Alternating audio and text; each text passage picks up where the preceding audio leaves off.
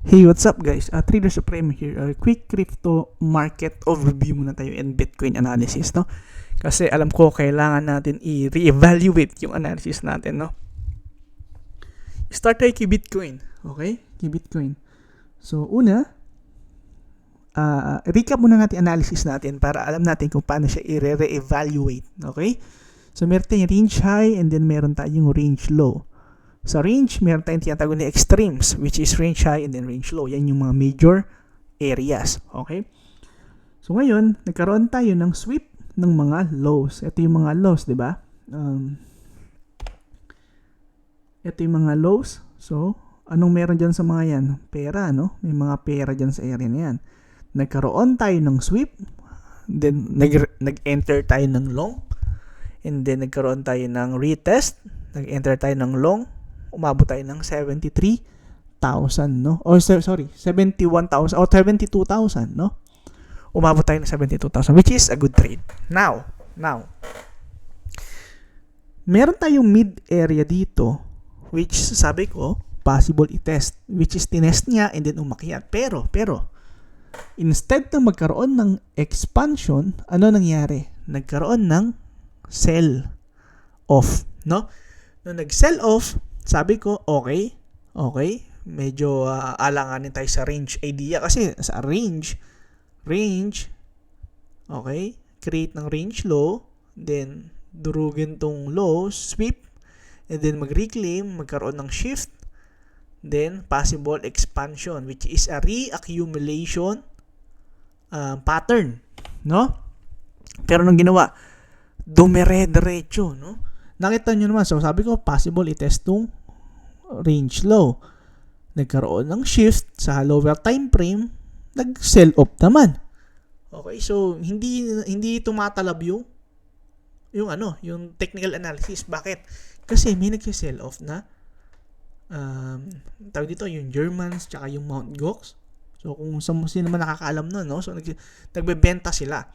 So ngayon makinig kayo sa akin, no? Am I gonna turn bearish ngayon now? Am I gonna turn bearish now? Okay, makinig kayo sa akin, no? Start tayo unti-unti natin, no?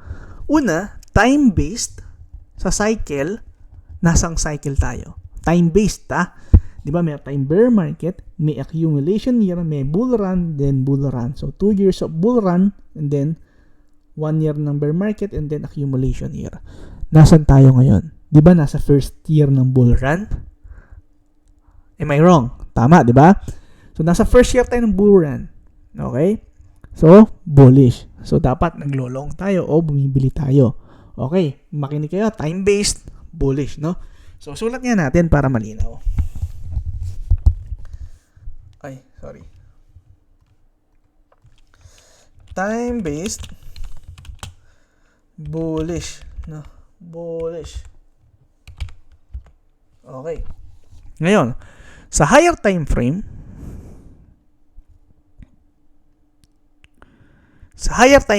bullish, bearish.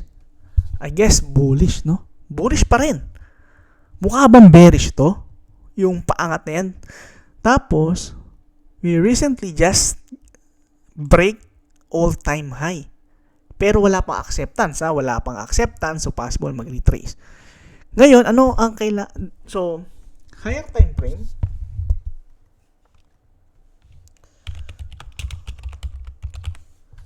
bullish, no? Ngayon makinig kayo, Ngayon, sa daily or lower time frame, medyo meron na tayong shift ng bearishness. Pero, okay, makinig kayo sa akin, Makinig muna kayo sa akin bago tayo mag-react. So, ito yung all-time high, no? So, previous cycle, all-time high, no? Ngayon, meron tayong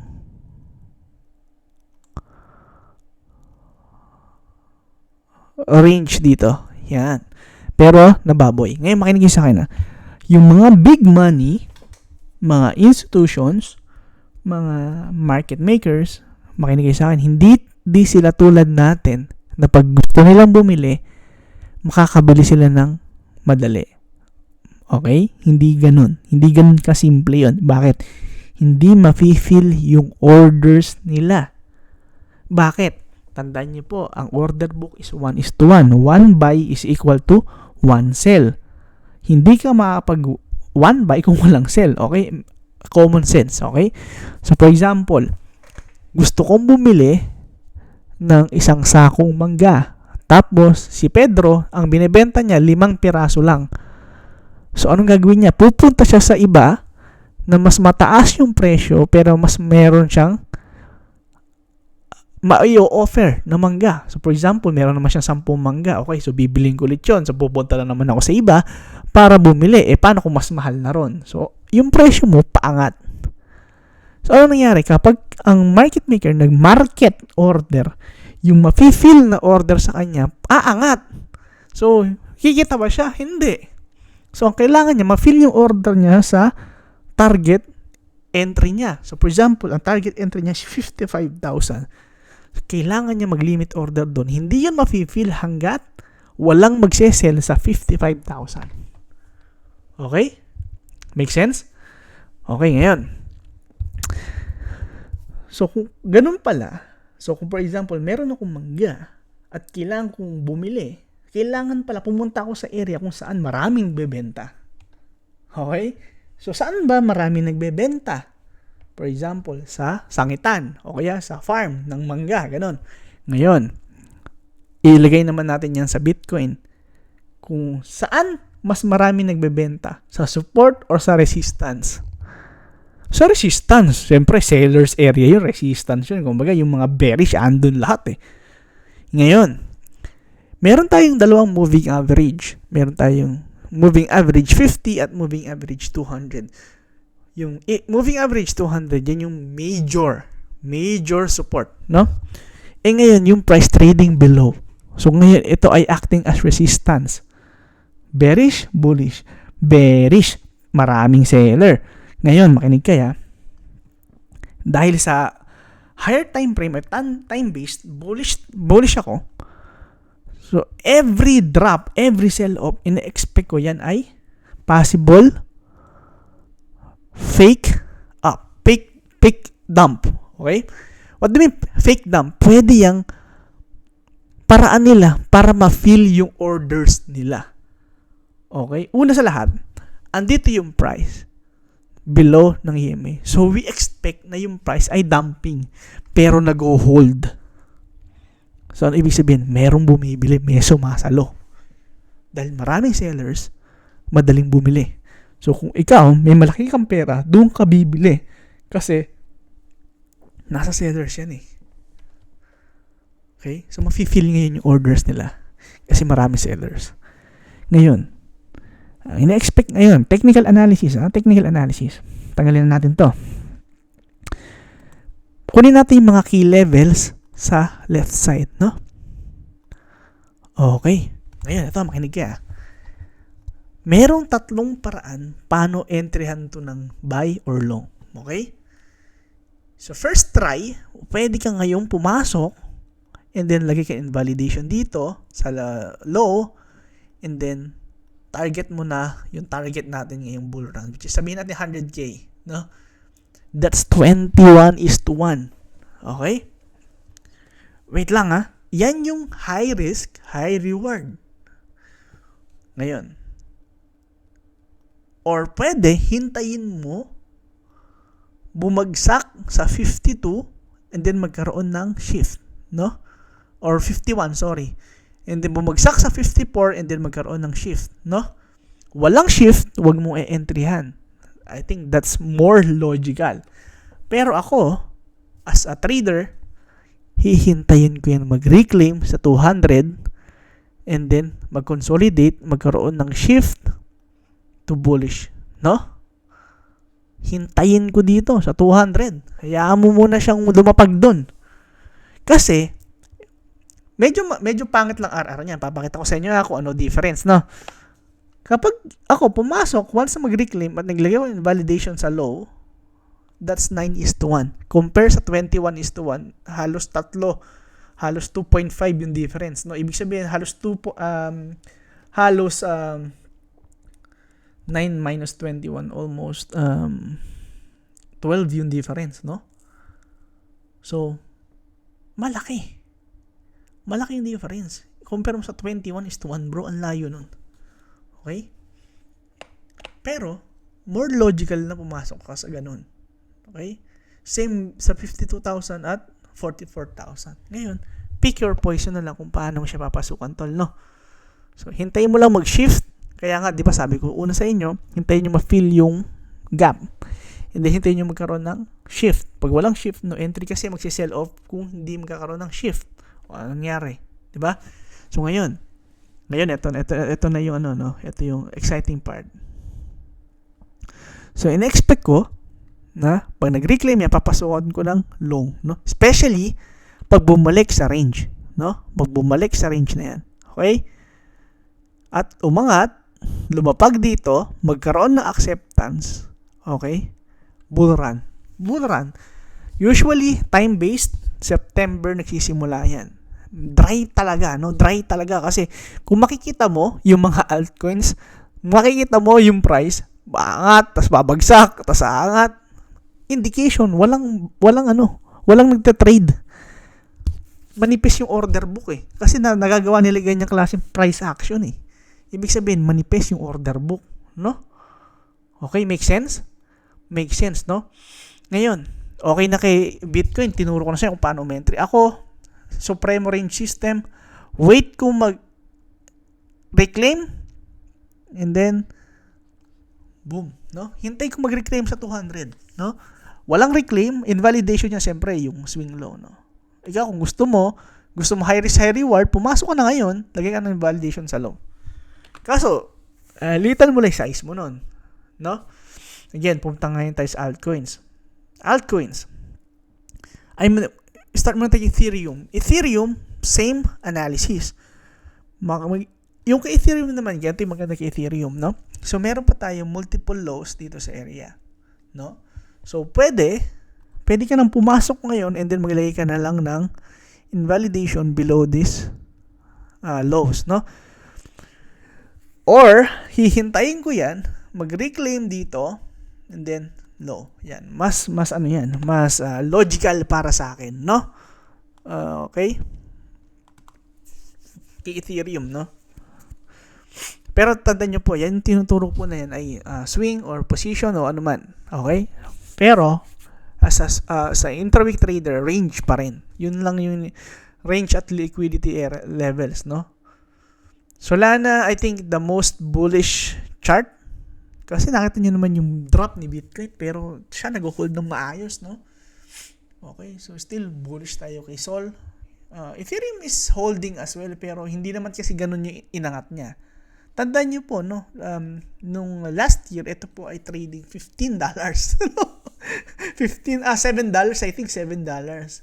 Ewan ko ba kung gaano kaengot, ba't di ako bumili nun? O baka dahil wala akong pera nun, no? Kaya, okay. So, again, kung gusto kong pasukan to, wait ako sa reclaim. Okay? Reclaim. And then, tsaka pasukan, no? Kasi, tinan mo to, etong si Solana, meron tayong previous week low dito, at sinuwip niya, and then umangat, okay? So, pero, ang concern ko lang kay Solana is, meron pa tayong lows dito, no? Meron pa tayong untouched lows dito, no? So, medyo mag-ingat lang ng konti. Pero, kung gusto mo na mag-risk, pwede, maglagay ka na ng invalidation dito sa low na to.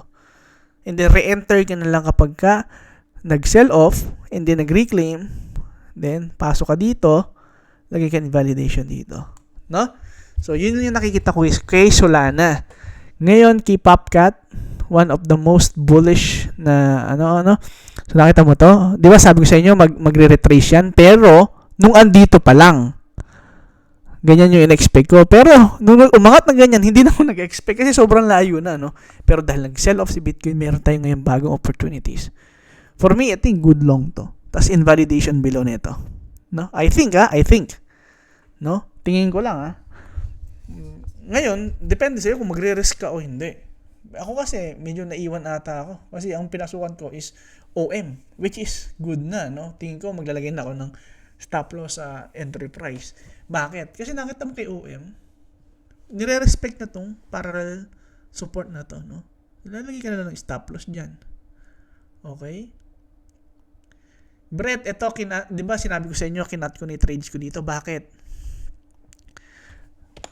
Kasi, okay, ganito yung thesis natin kay Brett, no? Makinig kayo sa akin mabuti. Okay. Meron tayong expansion or impulsive move. Ngayon, kapag kapataas yung market, ano yung ini-expect natin? Is it reaccumulation or distribution agad? Siyempre, reaccumulation. Trend trend continuation, hindi reversal. Mag-reversal ka agad, hindi pa naman tapos yung bull run, di ba? So ngayon, ang naging thesis natin diyan, possible okay. Yan. So possible range high and then range low. Nakita mo naman, nire-respect yung mid, ibig sabihin bullish. Ngayon, nakita nyo na unti-unti siyang niretest, then umangat, niretest, itong trend line, then umangat. Ngayon, dahil nga sa kabubuhan ni Bitcoin, ano nangyari? Nadamay itong Brett. Kung hindi dahil kay Bitcoin, dire-diretso na yan. Una, sa range, bullish. Sa trend, bullish. Sa structure, bullish. Paano ka paano ka diyan mag-turn bearish, di ba? Siyempre, sasabihin ng mga expert, bearish sila kapag bumagsak na yung market. Imagine kung hindi pa bumabagsak, sasabihin ba nila bearish? Siyempre, hindi. Sasabihin lang nila pagka kasi nag-ano lang naman sila, di ba? Nag-ano lang sila nagdi-describe lang naman sila ng chart Okay, so yun yung kaibahan natin. Genuine lang tayo. Yung iba kasi ginagawang content lang So genuine lang tayo mga tol, no? Talagang bullish tayo dito. Sige nga, sasabihin mo bang bearish to? Sige nga, nung andyan yung price, sasabihin mo bang bearish yan? Huwag nga tayo maglokohan tol, no? Hindi mo sasabihin bearish, no? Itsura na yan, mukha bang bearish yan? Okay. Okay, Ray. Etong Ray, okay, makinig kayo mabuti sa Ray, no? So, nagkaroon tayo ng rejection dito sa area na to. Ngayon, tingin ko meron pang ibabagsak si Ray. Bakit? Una, may multiple lows tayo dito na untouched. Okay. Okay, meron tayo ditong mga multiple lows na untouched, no? Ito, hindi pa rin na-touched. Tingin ko, hahabulin niya to Hahabulin niya yan Tapos, aangat na gano'n, no? Tingin ko yung hahabulin niya yan, no? I doubt na aangat yan ng paganyan. Kasi, wala sa hulog, no? Jupe. Okay, Jupe, ang ng Solana. Okay, tanggalin natin itong mga drawing kasi kailangan natin mag-re-evaluate. So, magiging busy tayo this weekend. Magre-re-evaluate tayo lahat ng chart. Tapos, i-live natin, para lahat kayo merong thesis. Gagawa tayo mga panibagong thesis kasi wala na yung range low natin na thesis na hinuhold niya yung range low So, panibagong thesis. Okay? Dapat, yun yung ginagawa natin ngayon. Hindi dapat tayo nagre-reklamo na bumabagsak yung market. Kailangan gumagawa ka ng makabulhan, no? Yan, Jupe. Mas confident ako kapag ka nag-reclaim. Walang reclaim, wala ko munang papasukan yan kasi pwede yung bumagsak ng malalim-lalim, no? Ondo, again, na siya, no? Medyo invalid na yung analysis natin. Na ito po ay dating resistance na nag-aakta sa support, invalid na. Anong gusto mong gawin ko? Nasa support. Sige nga, ulitin natin, no? Okay, papakita ko sa inyo kung gaano ka-hypocrite yung karamihan ng mga influencer, no? Halimbawa, andito. Okay.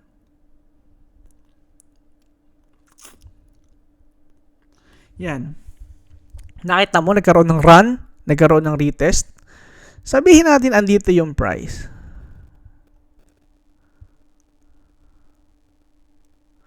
Okay, sasabihin mo ang bearish yan, tol. O pwede mong sabihin, retest lang to ng dating resistance na ngayon ay support. Nakita mo, may EMA 50 pa. Ngayon mo sabihin, bearish yan. Siyempre, bearish ka kasi nag-print na yung price. Pero kung hindi yan nagpiprint, mahirap maging bearish dyan, tol. No? Kaya nga, kapag nagtitrade ka, kaya nga intraweek yung pinili kong strategy na style Kasi nga ayoko ng swing. Kasi kita mo nangyayari sa swing. Diba? Alang ka kwenta-kwenta, diba? Pero syempre, respect pa rin natin yung mga swing trader kasi yun yung mastery nila eh. Pero grabe yung yung hirap, yung stress ng pagiging swing trader tol, no? Sobrang hirap. Ngayon ito, nakakita ngayon meron tayong multiple lows dito, no? Oops, bang. Ang ganda ko mag-drawing ah. Okay, then kinuha na. So possible ito yung swing low, okay? Pero magiging confident lang ako ilong yan once na i-reclaim tong area. So yung etong alert ko ibabagsak ko dito. So hintayin ko siyang umangat na ganito. Yan. Okay, o kung gusto mo hintayin mo mag-shift, no? Yan. Okay, pag nag-shift na ganyan, possible yan. Panibagong expansion na yan. Ano tol? Okay, pero tandaan nyo, hindi po ganyan mag-trade ha. Swing yung ginagawa ko na to ha. Kumbaga, ina-analyze lang natin kung saan papunta. Pero kung paano i-trade, hindi ko yan may tuturo kasi supreme range yun. Iba yun, ano? Mahaba-habang ano yun. No? Sa ibang serye natin gagawin yun. No? Sa may intra-week serye natin. Ito ay Bitcoin analysis lang. Ano? Ngayon, ito, Pepe, no? Ito yung medyo okay, uulitin ko sa mga nagsasabi na mali daw yung analysis kay Pepe. Okay, uulitin natin, papakita natin, no? Halimbawa kay Pepe, nakita mo yan. Dating resistance, ngayon ay acting as a support. Same as here. Ngayon, yung price andito. Sige nga, sabihin mo bearish yan. Paano ka mag-short dyan, tol? Nasa support. Tapos, nasa EMA 50 pa. Paano mo ngayon sasabihin, Kasi pwedeng bumagsak yan, then mag-reclaim. Nakita mo to, ganyan. Yun yung bullish, scenario eh. Pero, sorry. Nangyari. No? For example, yan. Bullish, diba? Lalo na to, nakita mo, may shift pa nga eh. Oh. Then umangat and then na-retest. Sabi ko, okay, possible. Magkaroon na tayo ng run dito. Pero ang ginawa, kaya nga tayo mayroong invalidation, tol. Kaya tayo may tinatawag na stop loss. Para kung sakali man, bumaligtad yung market na, for example, ito, hindi na tumatalab yung technical analysis mo, makakano ka, no? Hindi ka manlulumo, no? So, yun yung, sa totoo lang, sobrang gandang gift ng stop loss. Marami lang hindi gumagamit. Kasi takot magkaroon ng bawas yung pera nila. Tapos, bandang huli, naliliquidate. Okay? Which is very wrong, no? Pero, natin yun, iayos natin. Kailangan natin iayos yun, no? Kasi, pinagdaanan ko rin dati yan. Ayoko maglagay ng stop loss kasi pinanghihinayaan ko magkataon ng loss. Doon ko naisip na, okay, mali. No? So, learning pa rin naman tayo. Okay, so Pepe, yan, no? Ngayon, tatingin ko, 200, EMA 200. Let's see kung magkakaroon tayo ng bounce, pero wala tayo sa key area. So, possible bumagsak pa hanggang dito, pero hindi ko masasabi. Okay, so kung ganito lang, tapos magkaroon ng shift, for example, ganito yung ginawa niya, tapos, nag-bounce na siya, okay, low, okay, tapos nag-angat na ganun, okay. Pero, yung ganito, tapos B-shape, alanganin. Sa tingin ko alanganin. Hindi naman ganun yung market eh.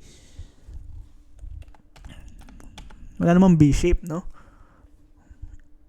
Okay. Mag-consolidate muna yan. So, Jasmine, same with Jasmine, di ba? Nakita mo to, andito yung mga liquidity area. Hintay ko magkaroon ng shift, pero hindi nangyari. So, kaya siya nag-sell off. Buti, wala tayo entry, no? So, yun. Notcoin, okay, still bearish pa rin. Ito. AVE. Ito, bullish to nung nakaraang linggo, no? Bakit? Grabe yung bounce na ginawa. Pero ang ginawa niya, no? Nagdire-diretso pa ta. Again, pakita ko sa inyo to, no? Kasi, kaya intraweek yung style ko, tol, no? Kasi ayoko nga yung nangyayari sa crypto. Alam mo yung hinintay mo ng 6 months tapos natalo ka lang. Tapos 3 months, tapos nagkaroon ka na ng profit, tapos natalo ka lang. Diba? Parang ang hirap niyang ibalik. Unlike kapag ka-intra or intraday, bukas lang o kaya sa next week lang, pwede ka na mag-change bias. Kasi alam mo na yung mangyayari. Ay, maano mo na agad eh. makaka-move on ka na agad, then makakapag, ka na agad, re-evaluate ka. Pag swing, di ba, ang hirap? Okay, for example, yung price wala pa dito.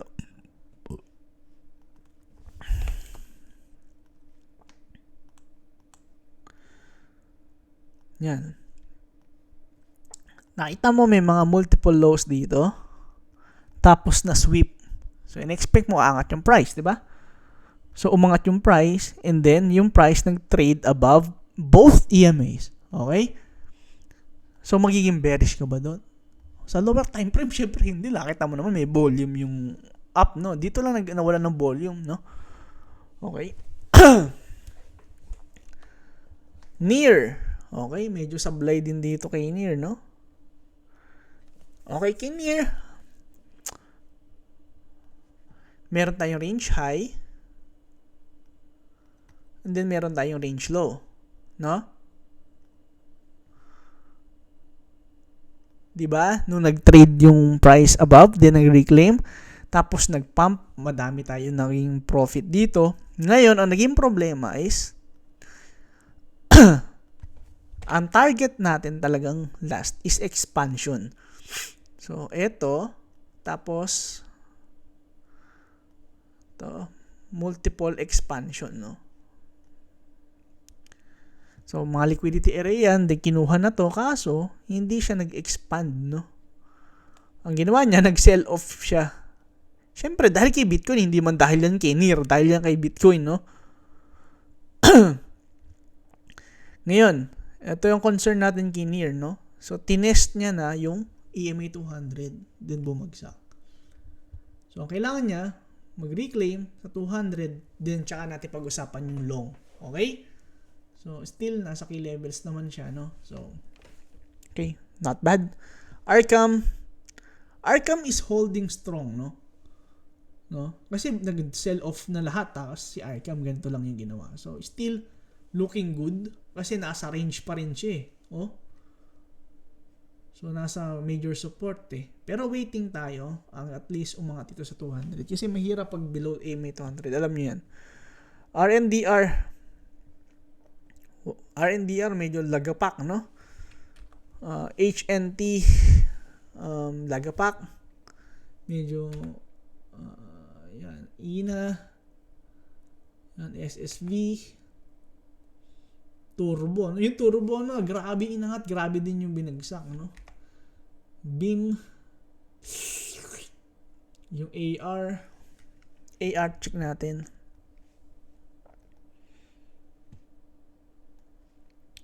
AR, may bounce dito sa key levels, pero tingnan mo natin, kailangan natin makita mag-consolidate, no?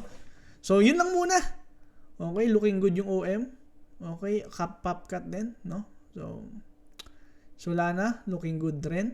Okay, so yun lang muna mga tol. So, balik tayo bukas. Add tayo ulit ng video. So, ngayon, dahil wala kang magagawa sa market. For example, meron kang investment sa spot. Wala ka ng pambili, exhausted na. So, ngayon, focus ka ngayon sa futures. Kapag nanalo ka sa futures, then tirahin, bumili ka ng bumili. Ngayon, wala ka ng pang-invest, tapos wala ka pang opportunities na makita. Bibigyan ko kayo ng konting tips, no? So, based on experience. So, ngayon, naging hobby ko ngayon is boxing tsaka gym. Hindi dahil nagpapaganda ko ng katawan, dahil gusto ko ng therapy para pag mainit yung ulo ko, hindi ako mag-iinit ng ulo sa bahay. So, gagawin ko lang, ilalabas ko lahat ng init ng ulo ko sa punching bag. Promise ko sa'yo, sobrang gandang therapy, tol. Sobrang gandang therapy. Magkano lang yung punching bag, bumili ka ng punching bag. Therapy yun, tol, no? I highly recommend. Kung gusto mo, bumili ka ngayon, then kapag nagtitrade ka, eto kasi, tol, yung isa sa mga problema natin, no? Halimbawa, may mga magagandang opportunities. Nagpasok ka ng isang trade, and then papasok ka ulit ng panibagong trade. Kasi nga, nakita mo ang ganda ng market, nagiging greedy ka. So, ngayon, ang ginawa ko, pagkatapos kong pumasok ng isang entry, kahit na madami pa akong makita ng opportunities, tatakbo na ako sa gym para hindi ako makapasok ulit. Hanggat yung entry ko na yan, wala sa stop loss ko, hindi ko yan papasukan.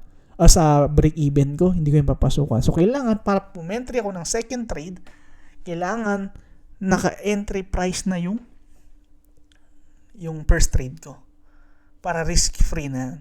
Para magre-risk na ako ulit ng panibago. Kasi, kapag ikaw, sabay-sabay mo yan inopen, 5% risk, umulit ka, nagdalawang trade ka, 10% risk, tagtatlo, 15%, dahil bumabagsak yung market, nag-add ka pa para hindi ka ma-liquidate, 20% risk, bumagsak na yung market, liquidate ka ngayon. Nawalan ka ng risk management. Okay, make sense? Make sense, ano? So, yun, ano? Then, gym, then running. Running yung pinakamasarap sa lahat, tol, no? Tapos, meron kang headset, o kaya earphones, tapos papatugtog ka ng, sabihin natin, Eminem, Kendrick Lamar, yan, no? Yan yung gawin mo, no? Huwag mo i-divert yung inis mo sa crypto sa mentor mo, no? Huwag mong isisi sa mentor mo na bumabagsak yung market o kaya nagre-reklamo ka kung kani-ganino, no? O kaya nagiinit ka ng ulo dun sa bahay, no? Huwag mong gawin yun. Sobrang mali nun, tol, no? So, yun yung mai-recommend ko, mga tol, no? So, yun lang muna yung video natin ngayon. Balik tayo sa intra-week area pag meron tayong entryhan. Pero, timing wise, wala pa akong makita eh. Magsishare ako pag meron kasi gusto ko sabay-sabay tayo. Pero sa ngayon, wala pa akong makita, tol. Malaman natin sa susunod, no? So, yun lang muna. At subscribe din. Like nyo rin, no? Tagtarin nyo yung like, no? Tapos, okay, malapit na ako mag-open ulit ng mga videos, tutorial, ng mga simple lang. Mga simpleng basic lang para sa YouTube, no? Para simple lang. Yung mga basics lang para nakakasabay kayo sa mga pinagsasabi ko, no? So, yun lang, mga tol. God bless.